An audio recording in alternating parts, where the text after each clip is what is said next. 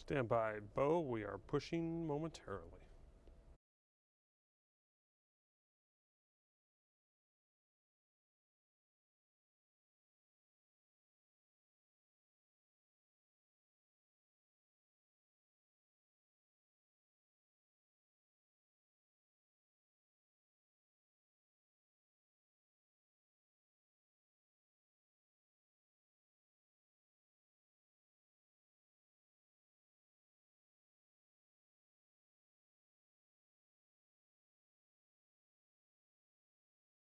Here we go.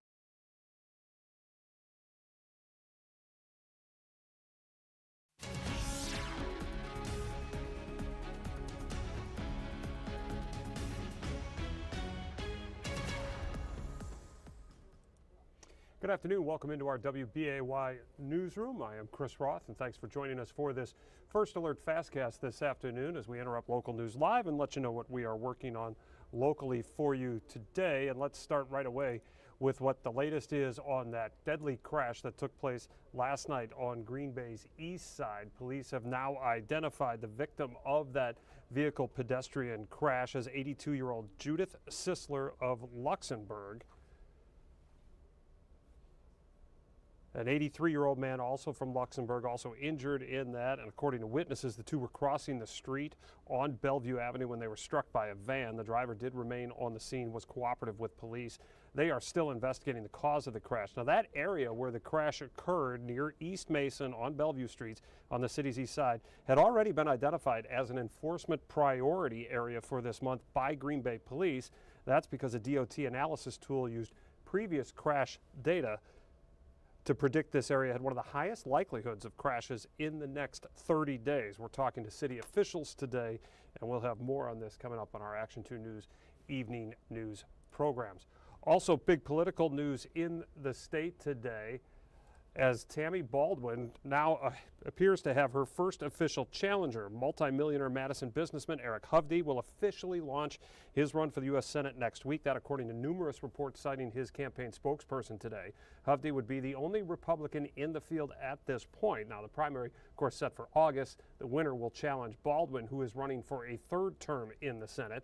Hovde did run for Senate back in 2012, you may recall. That's the video you're seeing here, but he did lose that GOP primary in a close race to Tommy Thompson, who then went on to lose in the general election to Baldwin. And if you're looking for positive signs that the economy is improving, maybe look no further than the city of Oshkosh. The Oshkosh Chamber of Commerce recently conducted its annual survey of 50 local business executives, and the economic outlook is bright. How about this? To the tune of at least $100 million of business development forecast for 2024. That's nearly double what the city saw in 2023, when a little over $57 million was invested in properties, both industrial and commercial. Coming up at 4:30 today, we're going to visit with the Oshkosh Chamber President and CEO to dig a little deeper into these numbers and maybe the reasons behind them. All right, let's take a look now at weather. We'll get a close-up look as we look outside on our Skycam network. This is Oshkosh. Why not stick in Oshkosh where, as we said, the economic outlook is bright, the weather is bright. Will it remain bright? Oh, Mr. Sunshine himself, Bo Fogel, now joining us to keep us updated on whether or not this is going to continue. Bo, pressure's on.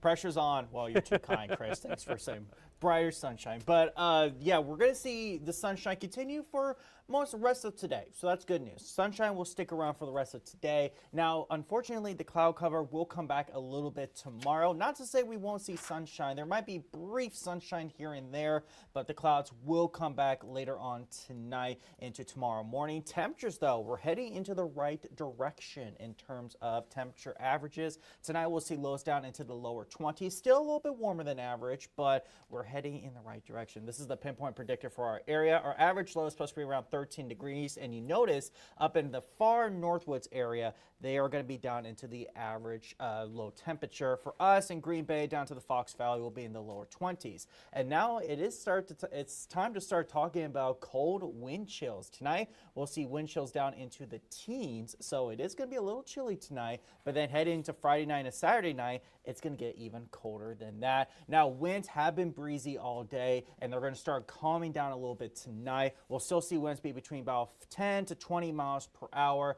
and then heading into tomorrow, they'll calm down a little bit. So looking at the temperatures for the next couple of days, we're going to see temperatures actually cool down to the upper 20s for highs, which is normal for this time of year. After weeks of mild weather, we'll finally see normal temperatures. You see, by Friday morning, we'll see temperatures down into the teens. Highs will be in the upper 20s tomorrow. Then look at Friday night to Saturday morning. We'll be down to the single digits and the teens for lows Friday night to Saturday morning, which is normal. And then Saturday afternoon, highs will be in the upper 20s once again. So this weekend is going to start out average, and then once we hit Sunday, well, we're going to reach back up into the upper 30s. So if you like, when you can see right there, the temperature trend right there, Friday and Saturday, upper 20s, normal. Sunday, upper 30s, and then 40s comes back next week, unfortunately. So. All right, I'm just going to challenge you there, Bo, because you were saying the temperatures were heading in the right direction, and you were referring to this weekend when they were actually going down. So we're putting you on the spot here.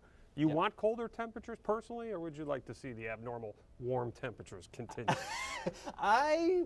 Preferably, this is just me, I prefer the warmer temperatures, the spring-like temperatures. Right, but so I know they were going in the wrong direction. I'm calling you out there. I know we got some winter enthusiasts in there, We so do. I'm like, you know what? I'm just going to be in favor for the winter enthusiasts. All right, it is helping for the ice and for the final weekend of Surge and Spirit. There's no question about that. All right, Yes, Bo, for thanks sure. very much. We'll see you coming up on Action 2 News at 4 today. We appreciate it. Let's take a look at some of the other things that we are working on for you this afternoon in our news programs as we'll bring up today's menu.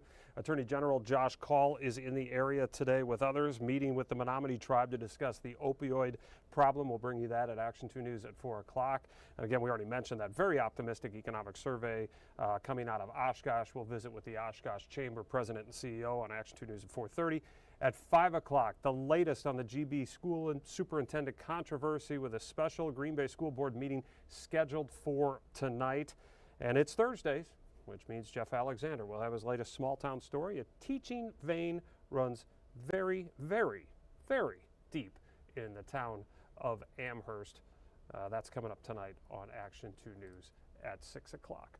So thanks again for joining us here for this First Alert Fastcast this afternoon. And again, that's what we've been working on today. We'll have you updated again on Action 2 News at 4, 4:35, and 6 o'clock. So thanks for tuning in. We're going to return you now to our regularly scheduled local news live. Get you back out there. We'll see you back here tonight at 4 o'clock.